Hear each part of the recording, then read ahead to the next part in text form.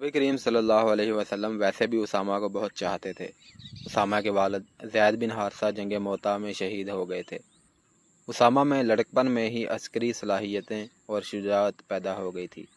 جنگ احد کے وقت اسامہ بچے تھے، اس لیے اس جنگ میں شریک نہ ہو سکے، لیکن اسلامی لشکر مدینہ سے روانہ ہوا تو اسامہ رستے میں کہیں چھپ کر بیٹھ گئے۔ جب لشکر ان کے قریب سے گزرا تو وہ لشکر میں شامل ہو گئے۔ ان کی مراد پھر بھی پوری نہ ہوئی، انہیں میدان جنگ میں دیکھ لیا گیا اور واپس بھیج دیا گیا۔ البتہ جنگ حنین میں انہوں نے سب کو دکھا دیا کہ شجاعت کیا ہوتی ہے۔ جب رسول مقبول صلی اللہ علیہ وسلم نے اسامہ کو رومیوں پر حملہ کرنے والے لشکر کی سپہ سالاری سونپی تھی تو بعض لوگوں نے اعتراض کیا تھا کہ جس لشکر میں ابو بکر رضی اللہ تعالیٰ عنہ اور عمر رضی اللہ تعالیٰ عنہ جیسے اعلیٰ حیثیت اور تجربے کے بزرگ شامل ہیں، اس لشکر کی سپہ سالاری کل کے بچے کو دینا مناسب نہیں۔ یہ اعتراض رسول اللہ صلی اللہ علیہ وسلم تک اس وقت پہنچا جب آپ صلی اللہ علیہ وسلم زندگی کی آخری بہار میں مبتلا تھے۔ آپ صلی اللہ علیہ وسلم میں بولنے کی بھی سکت نہیں تھی۔ آپ صلی اللہ علیہ وسلم نے بہار سے نجات پانے کے لیے اپنی ازواج سے کہا کہ آپ صلی اللہ علیہ وسلم کو غسل کرائیں۔ آپ صلی اللہ علیہ وسلم پر پانی کے ساتھ مشکیزیں ڈالے گئے، اس سے بہار خاصا کم ہو گیا۔ نقاہت زیادہ تھی، پھر بھی آپ صلی اللہ علیہ وسلم مسجد میں چلے گئے جہاں بہت سے لوگ موجود تھے، جن میں اعتراض کرنے والے سرکردہ افراد بھی تھے۔ اے لوگو، رسول اللہ صلی اللہ علیہ وسلم نے فرمایا، اسامہ کے لشکر کو کوچ کرنے دو۔ تم نے اس کی سپہ سالاری پر اعتراض کیا ہے، تم نے اس کے باپ کی سپہ سالاری پر بھی اعتراض کیا تھا۔ میں اسامہ کو اس منصب کے قابل سمجھتا ہوں، اس کے باپ کو بھی میں نے اس منصب کے قابل سمجھا تھا، اور تم نے دیکھا کہ میں نے سپہ سالاری اسے سونپ کر غلطی نہیں کی تھی۔ اعتراض ختم ہو گیا اور رومیوں کے خلاف لشکر کوچ کر گیا، لیکن جرف کے مقام پر اطلاع ملی کہ رسول کریم صلی اللہ علیہ وسلم کی بیماری تشویشناک صورت اختیار کر گئی ہے۔ اسامہ میں نوجوانی میں ہی بزرگوں جیسی دور اندیشی پیدا ہو گئی تھی۔ انہوں نے لشکر کو جرف کے مقام پر روک لیا اور خود رسول اللہ صلی اللہ علیہ وسلم کو دیکھنے مدینہ آئے۔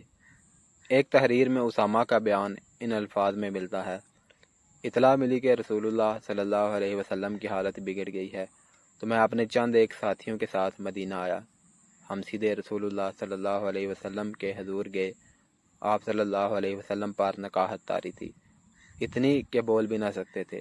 آپ صلی اللہ علیہ وسلم نے 2-3 بار ہاتھ اٹھا کر آسمان کی طرف کیے اور ہر بار ہاتھ میرے اوپر رکھ دیے۔ میں سمجھ گیا کہ حضور صلی اللہ علیہ وسلم میرے لیے دعا کر رہے ہیں۔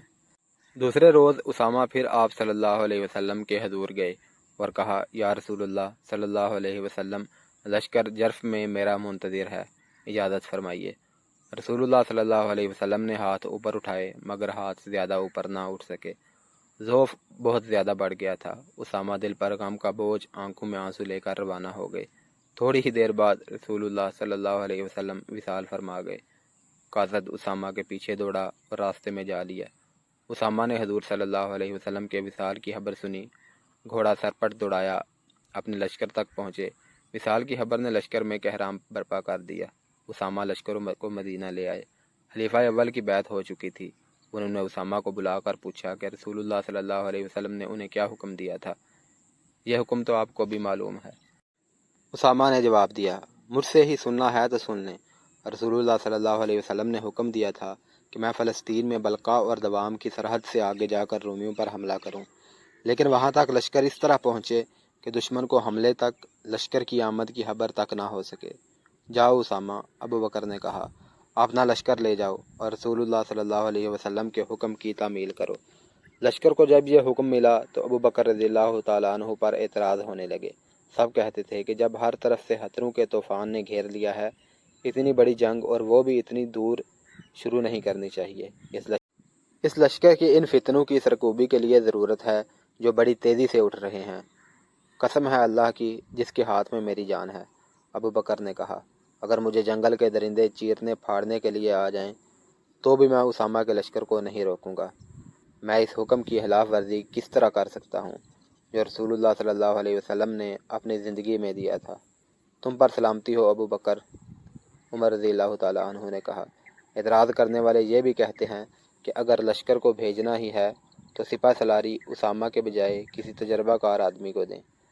اے ابن خطاب، ابو بکر رضی اللہ تعالیٰ عنہ نے جواب دیا، کیا تم بھول گئے ہو کہ اسامہ کو رسول اللہ صلی اللہ علیہ وسلم نے سپہ سالار مقرر کیا تھا؟ کیا تم جرأت کرو گے کہ رسول اللہ صلی اللہ علیہ وسلم کے حکم کو منسوخ کر دو؟ میں ایسی جرأت نہیں کروں گا، عمر رضی اللہ تعالیٰ عنہ نے کہا، مجھ میں اتنی جرأت نہیں۔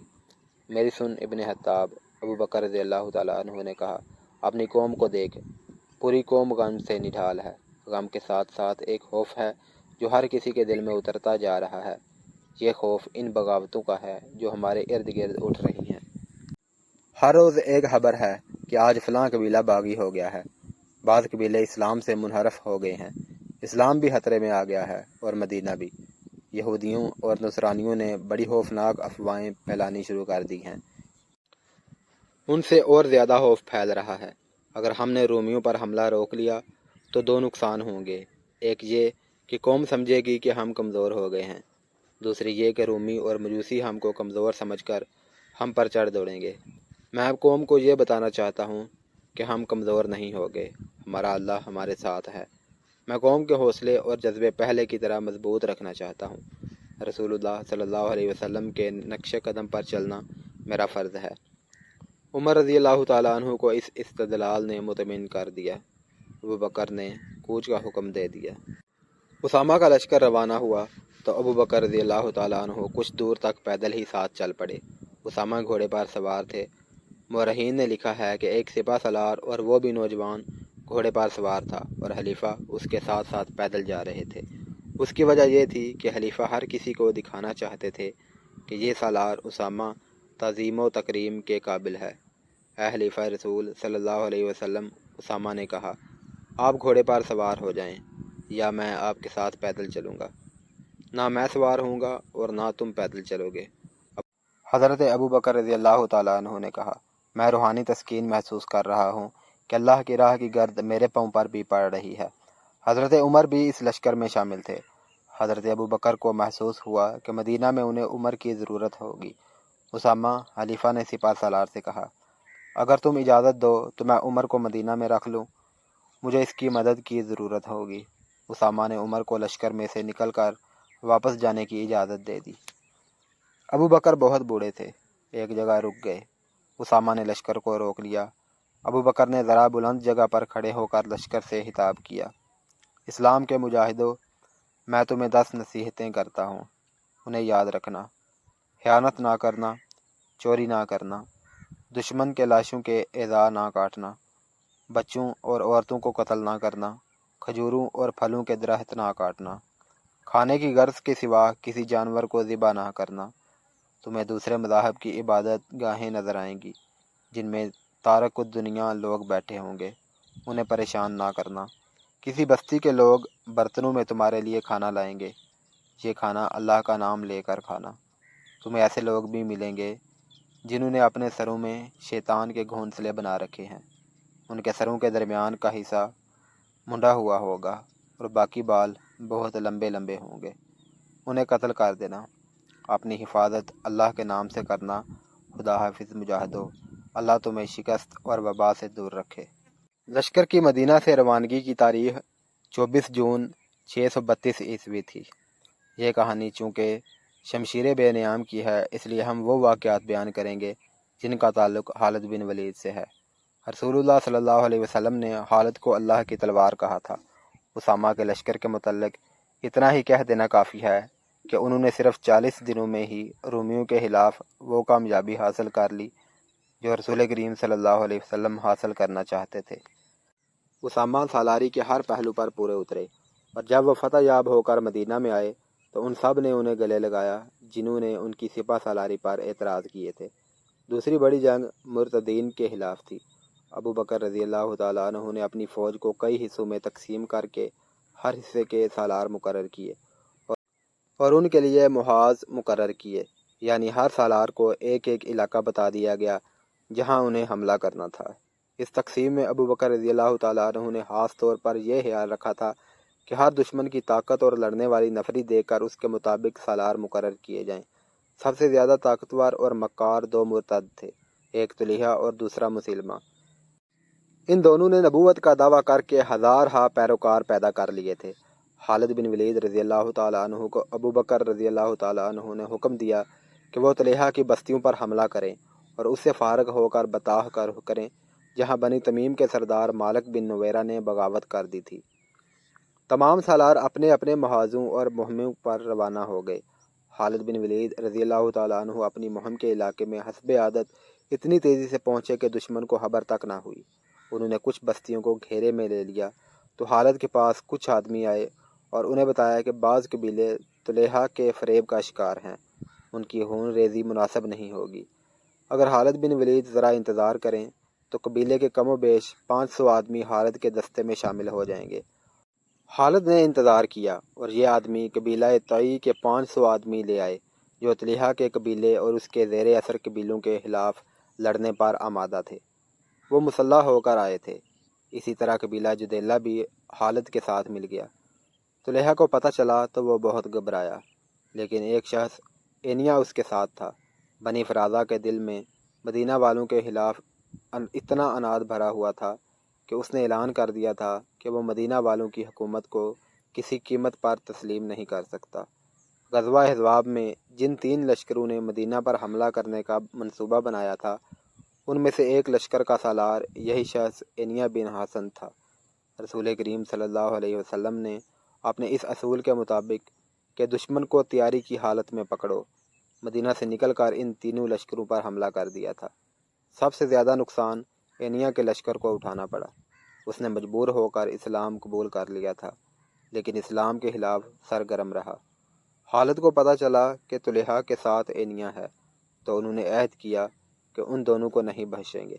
خالد نے پیش قدمی سے پہلے اپنے 2 آدمیوں عکاشہ بن محسن اور ثابت بن اکرم انصاری کو لشکر سے آگے بھیج دیا کہ وہ دشمن کی نقل و حرکت یا کوئی اور بات دیکھیں جو لشکر کی پیش قدمی کے کام آ سکے تو پیچھے اطلاع دیں۔ دونوں چلے گئے اور خالد اپنے دستوں کے ساتھ آگے بڑھتے گئے۔ بہت دور جا کر ان دونوں میں سے کوئی بھی واپس نہ آتا دکھائی دیا۔ کچھ دور گئے تو 3 لاشیں پڑی ملی جو خون میں نہائی ہوئی تھیں۔ 2 لاشیں انہی 2 آدمیوں عکاشہ اور ثابت کی تھیں جنہیں خالد نے آگے بھیجا تھا۔ تیسری لاش کسی اجنبی کی تھی۔ بعد میں جو انکشاف ہوا کہ یہ دونوں آگے جا رہے تھے، راستے میں انہیں ایک شخص جبال مل گیا۔ جبال طلحہ کا بھائی یا بھتیجا تھا۔ عکاشہ اور ثابت نے اسے للکار کر قتل کر دیا۔ اس کی اطلاع طلحہ کو مل گئی۔ وہ اپنے بھائی سلمہ کو اپنے ساتھ لے کر آ گیا۔ عکاشہ اور ثابت ابھی دور اور آگے جا رہے تھے۔ طلحہ اور سلمہ نے گھات لگائی اور دونوں کو مقابلے کی مہلت دیے بغیر ہی قتل کر دیا۔ خالد آگ بگولا ہو گئے اور طلحہ کی بستی پر جا دھمکے۔ اینیا طلحہ کی فوج کی کمان کر رہا تھا اور طلحہ ایک خیمہ میں نبی بنا بیٹھا تھا۔ اینیا نے مسلمانوں کا قہر اور غضب دیکھا تو وہ اپنے لشکر کو لڑتا چھوڑ کر طلحہ کے پاس گیا۔ وہ طلحہ کو سچا نبی مانتا تھا۔ یا نبی، اینیا نے طلحہ سے کہا، مشکل کا وقت آن پڑا ہے، جبرائیل کوئی وحی لائے ہیں؟ نہیں، طلحہ نے کہا، تم لڑائی جاری رکھو۔ اینیا دوڑتا گیا اور لڑائی میں شامل ہو گیا۔ مسلمانوں کا قہر اور بڑھ گیا تھا۔ خالد بن ولید کی چالیں جھوٹے نبی کے لشکر کے پاؤں اکھاڑ رہی تھیں۔ اینیا ایک بار پھر طلحہ کے پاس گیا۔ یا نبی، اس نے طلحہ سے کہا، کوئی وحی نازل ہوئی؟ نہیں، طلحہ نے کہا، تم لڑائی جاری رکھو۔ وحی کب نازل ہوگی؟ اینیا نے جھنجھلا کر پوچھا۔ تم کہا کرتے ہو کہ مشکل کے وقت وحی نازل ہوتی ہے۔ خدا تک میری دعا پہنچ گئی ہے، طلحہ نے کہا، وحی کا انتظار ہے۔ اینیا اپنے لشکر میں چلا گیا، مگر اب اس کا لشکر خالد کے گھیرے میں آ گیا تھا۔ اینیا گھبراہٹ کے عالم میں ایک بار پھر طلحہ کے پاس گیا اور اسے اپنے لشکر کی کیفیت بتا کر پوچھا کہ وحی نازل ہوئی ہے یا نہیں۔ ہاں، طلحہ نے جواب دیا، وحی نازل ہو چکی۔ مسلمان بھی جنگ لڑ رہے ہیں اور تم بھی جنگ لڑ رہے ہو۔ تم اس وقت کو کبھی نہ بھول سکو گے۔ اینیا کو کچھ اور توقع تھی، لیکن طلحہ نے اسے مایوس کر دیا۔ اسے یہ بھی پتہ چل گیا کہ طلحہ جھوٹ بول رہا ہے۔ لا ریب، ایسا ہی ہوگا، اینیا نے غصے سے کہا۔ وہ وقت جلد ہی آ رہا ہے جسے تم ساری عمر نہیں بھلا سکو گے۔ اینیا دوڑتا باہر گیا اور چلا چلا کر اپنے قبیلے سے کہنے لگا، اے بنو فرازہ، طلحہ کذاب ہے، جھوٹے نبی کے پیچھے جانیں مت گنواؤ، بھاگو، اپنی جانیں بچاؤ۔ بنو فرازہ تو بھاگ اٹھے۔ طلحہ کے اپنے قبیلے کے لڑنے والے لوگ طلحہ کے خیمے کے ارد گرد جمع ہو گئے، حالت تماشا دیکھنے لگے۔ طلحہ کے خیمے کے ساتھ ایک گھوڑا اور ایک اونٹ تیار کھڑے تھے۔ قبیلہ طلحہ سے پوچھ رہا تھا کہ پھر اب کیا حکم ہے؟ طلحہ کی بیوی جس کا نام نوار تھا اس کے ساتھ تھی۔ طلحہ گھوڑے پر سوار ہو گیا اور اس کی بیوی اونٹ پر چڑھ بیٹھی۔ لوگوں، طلحہ نے اپنے قبیلے سے کہا، میری طرح جس کے پاس بھاگنے کا انتظام ہے وہ اپنے بیوی بچوں کو لے کر بھاگ جائے۔ اس طرح اس کذاب کا فتنہ ختم ہو گیا۔ عمر رضی اللہ تعالیٰ عنہ کے دور خلافت میں طلحہ نے ان کے ہاتھ پر بیعت کی اور مسلمان ہو گیا تھا۔ خالد نے اور کئی قبیلوں کو مطیع کیا اور انہیں ارتداد کی کڑی سزا دی۔ ان پر اپنی شرائط عائد کی، اسلام سے جو منحرف ہو گئے تھے انہیں دوبارہ حلقہ بگوش اسلام کیا۔ طلحہ کی نبوت کو بھی خالد بن ولید نے ختم کر دیا، اور انیا جو یہودیوں سے بڑھ کر مسلمانوں کا دشمن تھا ایسا بھاگا کہ اس نے عراق جا کر دم لیا، مگر اس کا زہر ابھی پیچھے رہ گیا تھا۔ یہ زہر ایک عورت کی شکل میں تھا جو سلمہ کہلاتی تھی۔ اس کا پورا نام ام زمل سلمہ بنت مالک تھا۔ سلمہ بنو فرازہ کے سرداروں کے خاندان کی ایک مشہور عورت ام قرظہ کی بیٹی تھی۔ رسول کریم صلی اللہ علیہ وسلم کی زندگی کا واقعہ ہے کہ زید بن حارثہ اسامہ کے والد بنی فرازہ کے علاقے میں جا نکلے۔ یہ قبیلہ مسلمانوں کا جانی دشمن تھا۔ وادی القرا میں زید کا سامنا بنی فرازہ کے چند آدمیوں سے ہو گیا۔ زید کے ساتھ بہت تھوڑے آدمی تھے۔ بنی فرازہ کے ان آدمیوں نے ان سب کو قتل کر دیا اور زید کو گہرے زخم آئے۔ وہ گرتے پڑتے مدینہ پہنچ گئے۔ جب ان کے زخم ٹھیک ہو گئے تو رسول اکرم صلی اللہ علیہ وسلم نے انہیں باقاعدہ فوجی دستے دے کر بنو فرازہ پر حملے کے لیے بھیجا تھا۔ مسلمانوں نے بنی فرازہ کے بہت سے آدمیوں کو ہلاک اور کچھ کو قید کر لیا۔ جھڑپ بڑی ہوند ریز تھی۔ ان قیدیوں میں ام قرظہ فاطمہ بنت بدر بھی تھی۔ اس عورت کی شہرت یہ تھی کہ اپنے قبیلے کے علاوہ دوسرے قبیلوں کو بھی مسلمانوں کے خلاف بھڑکاتی رہتی تھی۔ اسے مدینہ لا کر سزائے موت دے دی گئی۔ اس کے ساتھ اس کی کم سن بیٹی ام زمل سلمہ بھی تھی۔ رسول کریم صلی اللہ علیہ وسلم نے یہ لڑکی ام المومنین عائشہ صدیقہ رضی اللہ تعالیٰ عنہ کے حوالے کر دی۔ اسے پیار سے رکھا گیا مگر وہ ہر وقت اداس رہتی تھی۔ عائشہ صدیقہ رضی اللہ تعالیٰ عنہ نے اس پر رحم کرتے ہوئے اس کو آزاد کر دیا، بجائے اس کے کہ سلمہ مسلمانوں کی شکر گزار ہوتی کہ اسے لونڈی نہ رہنے دیا گیا اور اسے آزاد کر کے اونچی حیثیت میں واپس بھیج دیا گیا۔ اس نے اپنے دل میں اپنی ماں کے قتل کا انتقام رکھ لیا اور جنگی تربیت حاصل کرنے لگی۔ وہ سرداروں کے خاندان کی لڑکی تھی۔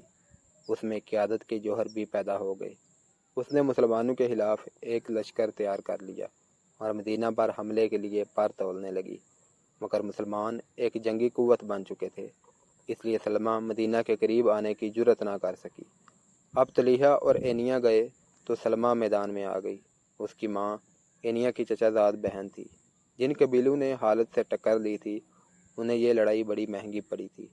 جو بچ گئے تھے وہ ادھر ادھر بھاگ گئے تھے۔